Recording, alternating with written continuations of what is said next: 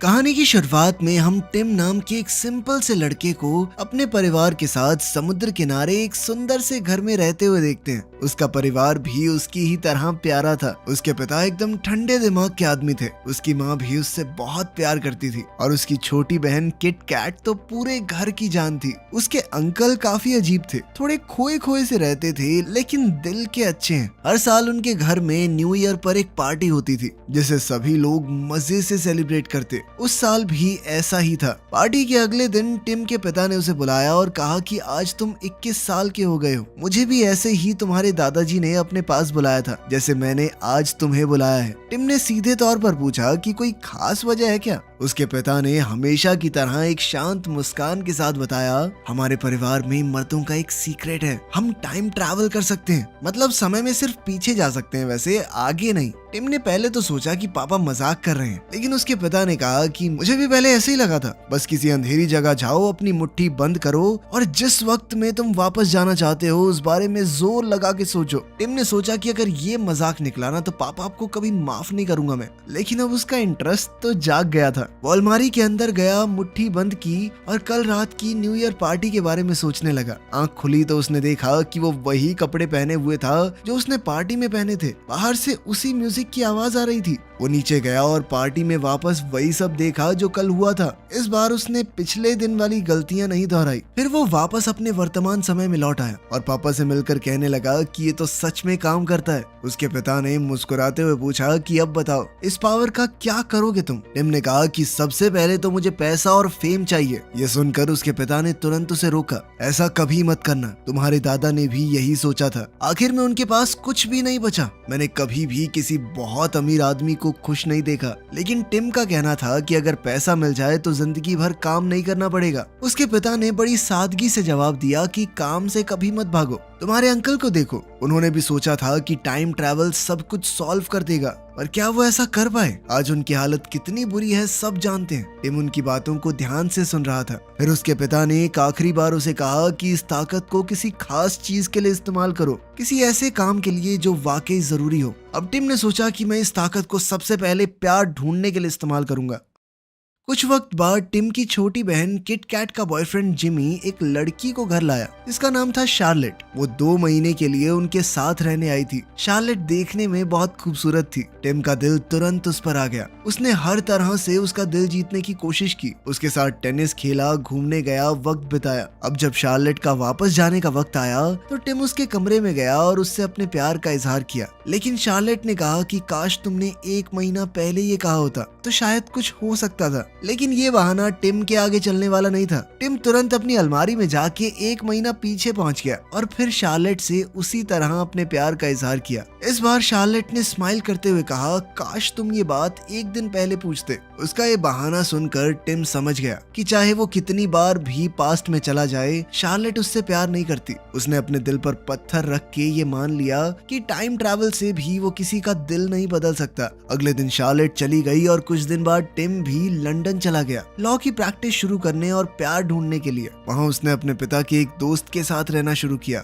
Harry, जो कि एक थिएटर आर्टिस्ट थे। 6 महीने बीत गए लेकिन टिम की जिंदगी में कोई लड़की नहीं आई। एक दिन वो अपने एक दोस्त के साथ एक रेस्टोरेंट गया। वहाँ उसकी मुलाकात हुई मैरी से। दोनों कुछ देर बात करते रहे, बातें गहरी होती गई तो टिम ने उससे उसका नंबर ले लिया। मैरी ने नंबर देते वक्त कहा कि मुझे उम्मीद है हम फिर से मिलेंगे। उस रात टिम बहुत खुश था। जब वो घर गया तो उसने देखा कि हैरी का मूड बहुत खराब है। उसने बताया कि आज मेरा प्ले था लेकिन एक एक्टर अपना डायलॉग भूल गया, जिसके बाद प्ले खराब हो गया। पूरी ऑडियंस उठकर चली गई। अब प्ले के बहुत गंदे रिव्यूज आएंगे और मेरा काम डूब जाएगा। अपने अंकल की ये हालत देखकर टिम ने डिसाइड किया कि वो उनकी मदद करेगा। अब वो समय में कुछ घंटे पहले पहुंच गया और उसने सही टाइम पर उस एक्टर को वो डायलॉग याद करवा दिया। इस बार प्ले बहुत स्मूथली हुआ जिससे हैरी बहुत ज्यादा खुश था। उधर टिम भी अपनी जिंदगी में मैरी के आने से काफी खुश था। लेकिन जब उसने प्ले वाली रात के बाद अपने फोन से मैरी का नंबर चेक किया तो उसका दिल टूट गया। नंबर उसके फोन में था ही नहीं। ऐसा इसलिए क्योंकि इस बार उसने वो पल मैरी के साथ जिया ही नहीं। जब उसे मैरी के साथ मिलना था तब तो वो उस एक्टर को लाइनें याद करवा रहा था। अब टिम सोचने लगा कि मैं वक्त में वापस कैसे जाऊं। अगर मैं वापस गया तो अंकल का प्ले फ्लॉप हो जाएगा। वो मजबूर था क्योंकि दोनों चीजें एक ही वक्त पर हो रही थी। अब उसके पास मैरी का कोई कांटेक्ट नहीं था। एक दिन अखबार पढ़ते हुए उसे याद आया कि मैरी को केट मॉस काफी पसंद थी और वो एक आर्ट गैलरी में काम करती थी। टिम तुरंत उसी गैलरी में गया और एक हफ्ते तक हर दिन उसका वही इंतजार करता रहा। एक हफ्ते बाद मैरी वहाँ आई, लेकिन जब टिम ने उससे बात करने की कोशिश की तो उसने टिम को पहचाना ही नहीं। मैरी के लिए ये उनकी पहली मुलाकात थी, पर टिम के लिए दूसरी। टिम ने यूं ही उसे और उसकी फ्रेंड को कॉफी के लिए बुला लिया और वो दोनों उस वक्त मान भी गई। कॉफी टेबल पर बात करते हुए टिम ने मैरी से पूछा कि तुम्हारा कोई बॉयफ्रेंड है क्या? मैरी ने एक मुस्कुराहट के साथ बताया कि एक हफ्ते पहले ही बना। टिम ये सुनकर चौंक गया और कहने लगा कि ऐसा नहीं हो सकता। मैरी को ये सवाल बहुत अजीब लगा। उनकी बातें आगे बढ़ती इससे पहले ही मैरी का बॉयफ्रेंड वहाँ आ गया। उसका नाम था रूपर्ट। टिम ये देखकर बिल्कुल खुश नहीं था, लेकिन फिर भी उसने नॉर्मल एक्ट करने की कोशिश की और पूछा कि आप दोनों की मुलाकात कहाँ हुई? मैरी ने बताया कि एक बोरिंग सी पार्टी में। और वो पार्टी कहाँ थी? मैरी की फ्रेंड ने बताया कि वो पार्टी उसके घर पर थी। टिम ने थोड़ी बेसब्री दिखाते हुए मैरी की दोस्त का एड्रेस पूछा। ये सुनकर मैरी और उसकी दोस्त को थोड़ा अजीब लगा, लेकिन टिम ने बात संभालते हुए कहा कि उसे चीजें डिटेल में जानना अच्छा लगता है। ये सुनकर उसकी दोस्त ने एड्रेस दे दिया। टिम तुरंत समय में पीछे जाकर उस पार्टी के वक्त वहाँ पहुँच गया। जब वो वहाँ पहुँचा तो पार्टी चल रही थी, पर रूपर्ट अभी आया नहीं था। मैरी एक कोने में अकेली खड़ी थी। वो थोड़ी उदास लग रही थी। टिम उसके पास गया और उससे वही बातें करने लगा जो उसे पसंद थी। मैरी के लिए वो उससे पहली बार मिल रहा था, लेकिन वो मैरी से 2 बार पहले मिल चुका था। उसने कहा कि मुझे भी केट मॉस बहुत पसंद है और मुझे पता है तुम इस पार्टी में बोर हो रही हो। मैरी थोड़ा हैरान हुई, पर उसकी बातों से इम्प्रेस भी। उसने भी कहा कि हाँ, ये पार्टी बहुत बोरिंग है, कहीं बाहर चलें क्या? वो दोनों पार्टी से बाहर निकल गए। उधर बेचारा रूपर्ट अब एंट्री ही मार रहा था पार्टी में, लेकिन वो कहाँ जानता है जो उसकी गर्लफ्रेंड बनने वाली थी उसे तो कोई और ही ले गया। लेकिन इस बार टिम सब कुछ बदल चुका था। बाहर डिनर के बाद टिम ने मैरी को घर पर ड्रॉप किया। दोनों के बीच नजदीकियां बढ़ती गई। वो दोनों एक दूसरे के काफी करीब आ गए, लेकिन चीजें टिम ने जैसी सोची थी वैसी नहीं हुई। तो टिम ने सोचा कि एक और बार करके देखते हैं। वो समय में पीछे गया और उस रात को बार बार जीने लगा जब तक वो बिल्कुल परफेक्ट नहीं हुई। अब उसने मैरी को पूरी तरह से इम्प्रेस कर दिया था। वो दोनों एक दूसरे को हर रोज फोन मिलाने लगे। समय के साथ उनका प्यार गहरा होता गया। टिम को ये महसूस होने लगा कि मैरी ही वो लड़की है जिसके साथ वो अपनी जिंदगी गुजार सकता है। कुछ वक्त बाद टिम ने मैरी को शादी के लिए प्रपोज कर दिया। मैरी ने बिना किसी झिझक के हाँ भी कह दिया। टिम ने मैरी को अपने घर ले जाकर अपने परिवार से मिलवाया। सभी ने मैरी को बहुत पसंद किया। डिनर टेबल पर जब सभी लोग बैठे थे तो टिम ने कहा कि हमने फैसला लिया है, हम शादी करेंगे। ये सुनते ही उन सबके बीच खुशी की लहर दौड़ पड़ी। साथ ही टिम ने सबको ये भी बताया कि वो बाप बनने वाला है। इनका सही है, शादी हुई नहीं, बाप पहले बन जाते हैं। शादी का दिन आया और बहुत सारी चीजें बिगड़ी। कभी बारिश होने लगी, कभी कुछ लोगों की स्पीच में गड़बड़ हो गई। टिम को पर्सनली इन चीजों से ज्यादा फर्क नहीं पड़ता था, लेकिन वो चाहता था कि मैरी को उसके सपनों की शादी मिले और इसीलिए वो बार बार टाइम ट्रैवल करके सब कुछ परफेक्ट बनाता गया और आखिरकार शादी पूरी हो गई। शादी के बाद टिम और मैरी की एक बेटी हुई। दोनों उससे बहुत प्यार करते थे। टिम की जिंदगी बहुत अच्छी चल रही थी। उसने समय में पीछे जाना काफी कम कर दिया था, क्योंकि अब उसे चीजें ठीक करने की जरूरत ही नहीं पड़ती थी, क्योंकि उसके हिसाब से उसकी जिंदगी में सब कुछ परफेक्ट था। एक दिन टिम की बेटी का जन्मदिन था। पूरा परिवार उनके नए घर में इकट्ठा हुआ, लेकिन किट कैट टिम की छोटी बहन अभी तक नहीं आई थी। जब टिम ने किट कैट की जगह उसके बॉयफ्रेंड जिमी को देखा तो वो चौंक गया। टिम ने उससे पूछा कि किट कैट कहाँ है? जिमी ने उदासी से बताया कि उसने शराब पी रखी थी, हम दोनों का झगड़ा हुआ था, उसके बाद वो कार लेके चली गई, मुझे नहीं पता वो कहाँ गई है। टिम परेशान हो गया और कुछ देर बाद उसे पता चला कि किट कैट का एक्सीडेंट हो गया है। उसके चेहरे पर चोटों के निशान थे। उसने पहली बार ये महसूस किया कि वो अपनी जिंदगी में इतना बिजी हो गया था कि उसने अपनी बहन की तकलीफों पर ध्यान ही नहीं दिया। किट कैट अंदर से टूटी हुई थी। सभी रिश्ते बस उसकी जिंदगी को खराब ही कर रहे थे। वो डिप्रेशन में जाकर बहुत दारू पीने लगी थी। थोड़े समय बाद किट कैट ठीक होने लगी। टिम ने उसका हाथ पकड़कर कहा कि मेरे लिए जितनी जरूरी मेरी पत्नी है उतनी ही जरूरी तुम भी हो। उसने किट कैट को अपना सीक्रेट भी बताया कि मैं टाइम ट्रैवल कर सकता हूँ। ये बात उसने किट कैट को उसका भरोसा जीतने के लिए बताई थी। उसने किट कैट से कहा कि तुम पास्ट में जो कुछ भी बदलना चाहती हो मैं बदल सकता हूँ, मैंने ऐसा अपने लिए बहुत बार किया है। उसने फैसला लिया कि वो अपनी बहन को एक नया मौका देगा। उसने किट कैट का हाथ पकड़ा और कहा चल मेरे साथ। अब वो दोनों अलमारी के पीछे छुपे अंधेरे में चले गए। किट कैट को अब भी लग रहा था कि ये सब कुछ एक मजाक है। टिम ने उस दिन कुछ अलग ही करने का फैसला लिया।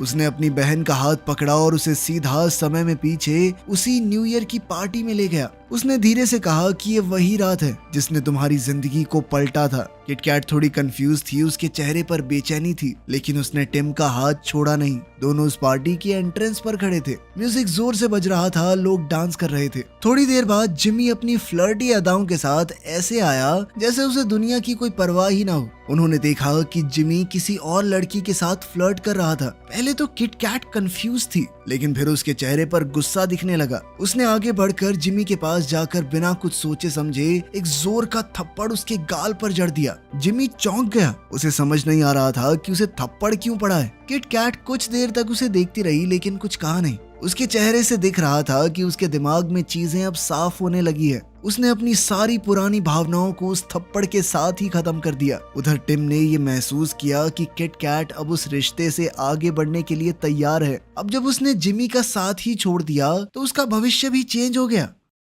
थोड़ी देर बाद वो लोग वर्तमान समय में वापस आ गए तो टिम ने देखा कि किट कैट बहुत शांत लग रही थी। उसकी आंखों में एक सुकून था। अब किट कैट उसके एक नजदीकी दोस्त जे के साथ थी। जे एक बहुत ही अच्छा लड़का था। टिम ने देखा कि अब उसकी बहन वाकई में खुश थी। टिम ये सोचकर बहुत खुश था कि उसने फाइनली अपनी बहन की जिंदगी को पूरी तरह ठीक कर दिया है। लेकिन उसकी ये खुशी ज्यादा लंबे समय तक चली नहीं। जब टिम अपनी बेटी पॉसी के पास गया तो उसने देखा कि वहाँ पर पॉसी थी ही नहीं, बल्कि उसकी जगह एक लड़का था जो उसी का बेटा था। ये देखकर अब टिम का दिल ही बैठ गया। वो समझ गया कि वो किट कैट की जिंदगी बदलने के लिए पॉसी के पैदा होने से पहले चला गया। तो अब उसकी जिंदगी इतनी बदल चुकी थी कि उसकी बेटी कभी पैदा नहीं हुई। उसकी जगह एक लड़का पैदा हुआ जिसे वो जानता तक नहीं, क्योंकि उसने उसके साथ कोई पल ही नहीं बिताया। उसके चेहरे पर घबराहट थी। उसने तुरंत मैरी के पास जाके पूछा कि पॉसी कहाँ है। मैरी ये नाम सुनकर सोच में पड़ गई, क्योंकि पॉसी नाम की उनकी कोई बेटी थी ही नहीं।